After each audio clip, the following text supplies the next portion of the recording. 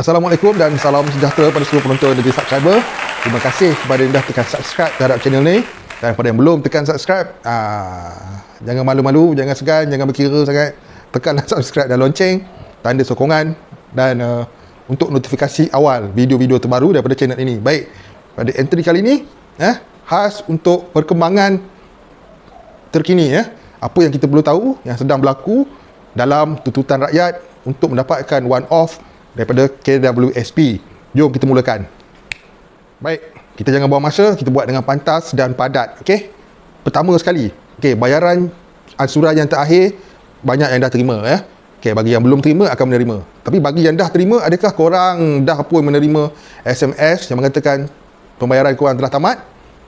Kalau belum, korang boleh semak, sila semak di iAccount untuk melihat status, adakah dekat situ tulis expired, untuk memastikan tamat sudah ansuran 5,000, 1,000 sebulan ni yang kita dah pun lepas terima.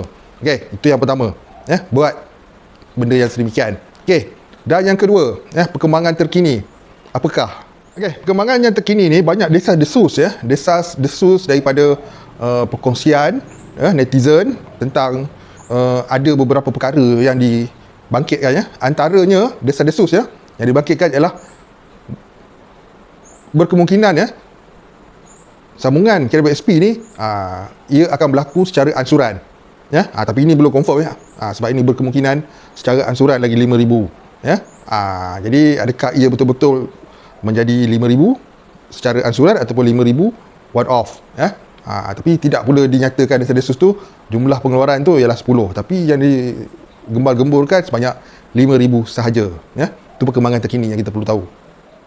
Dan perkembangan terkini yang seterusnya, perkara tentang pengeluaran tambahan KWSP ni masih dan tetap dan kukuh diperjuangkan oleh Ketua Pemuda UMNO dan Datuk Seri Najib Razak, dan kedua-dua figure ni tetap dengan memperjuangkan lagi. Dan dalam masa yang sama, Menteri Kewangan ditekan dengan berbagai-bagai pressure tentang prestasinya yang tidak berapa nak cantik ni. Dikabarkan mengikut portal-portal berita, ada beberapa pihak yang bukan kerajaan lah mempersoalkan tentang kredibiliti Menteri Kewangan dalam melaksanakan tugasnya sebagai Menteri Kewangan, yang mana tidak mengembangkan lagi ekonomi dan sebagainya, dan dalam masa yang sama ada sikit menyentuh pasal kepentingan rakyat ni. Itu antara yang terkini yang perlu kita tahu. Dan yang seterusnya tentang syarat, terkini tentang apa yang diperkatakan, ada yang diperkatakan tentang pengeluaran tambahan ini akan ada syarat, jadi syarat apakah, seperti video aku yang terdahulu aku pernah cakap contoh-contoh syarat yang bakal dikenakan sekiranya ada syarat. Tapi walau bagaimanapun, syarat itu ialah sesuatu yang tidak diingini oleh penjarum, jadi sekiranya ada bersyarat, semestinya syarat itu akan ditolak dan syarat itu akan diperjuangkan sehingga ia menjadi tiada bersyarat, semestinya. Jika letak syarat, syarat boleh letak, syarat baki minimum, pada pandangan aku sendiri. Kalau nak letak syarat baki minimum berapa, itu sudah memadai, tapi kalau letak syarat baki minimum mesti mempunyai 10,000, maka alamatnya memang ramailah yang tidak akan dapat buat pengeluaran. Jadi aku rasa saling kaitan dia, mungkin itulah sebab faktornya tidak disebut langsung 10,000, tapi sebaliknya 5,000. 5,000 yang didesas-desuskan akan diberi secara ansuran, tapi walau bagaimanapun kita tak nak ansuran, kita nak one off sekaligus. Dan antara lain yang terkini tentang pengeluaran tambahan hak citra ni ialah berkenaan dengan posting Dr. Ashraf Wajdi Dusuki. Dalam kenyataan beliau ni jelas memperkatakan beliau konsisten memperjuangkan isu tuntutan one off ni kerana ramai di kalangan 56% masih ada simpanan mencukupi untuk melakukan pengeluaran terakhir hak citra 10,000 untuk memenuhi pelbagai keperluan, belangsaikan hutang, bahkan memulakan kehidupan baru pasca pandemik. Jadi perkembangan yang terbaru ini menunjukkan Dr. Ashraf masih kekal dengan pendirian, dengan perjuangan untuk meneruskan juga, dan kita pun dah faham memorandum telah pun dihantar kepada Perdana Menteri. Diharapkan bolehlah berlaku benda ni di masa akan datang, dan masa terdekat ni. Kalau paling jauh-jauh pun tahun depan, tahun depan bulan 1 macam itulah. Jadi diharapkan macam itulah.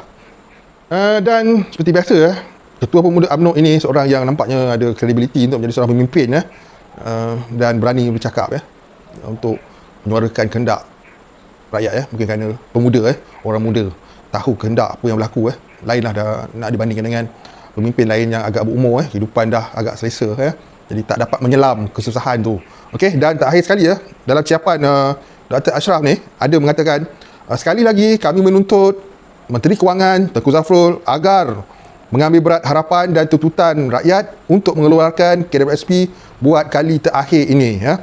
Jadi untuk isu yang terkini yang kita perlu tahu perjuangan ini macam aku cakap dulu lah dia tetap berjalan walaupun pada dasarnya, pada permukaannya kita nampak macam tak ada apa-apa, suam-suam kuku, ada yang nampak macam sejuk kan, ada yang nampak macam beku, tapi hakikatnya perkara ini tetap diperjuangkan dan masih diperjuangkan ya. Jadi istilah berhenti berjuang sebabnya bukannya sekadar rakyat, di kalangan rakyat saja yang memperkatakan benda ni, tapi di kalangan pihak-pihak atasan pun sudah mula ada ramai yang mula membuka suara untuk pengeluaran ini Macam biasa Dr. Sri Najib ada menyediakan solution untuk pengeluaran ni, macam mana pencarum boleh top up balik dan sebagainya. Dan macam biasa juga Menteri Kewangan masih berdiam diri, PM pun sama jadi kita fikir positif, mungkin mereka tengah mengaturkan apa benda yang perlu dibuat sama ada nak diluluskannya ataupun tidak Okey, jadi kalau tanya pendapat aku tentang perkembangan yang terkini ni, apa yang aku boleh cakap kalau korang tanya aku peluangnya?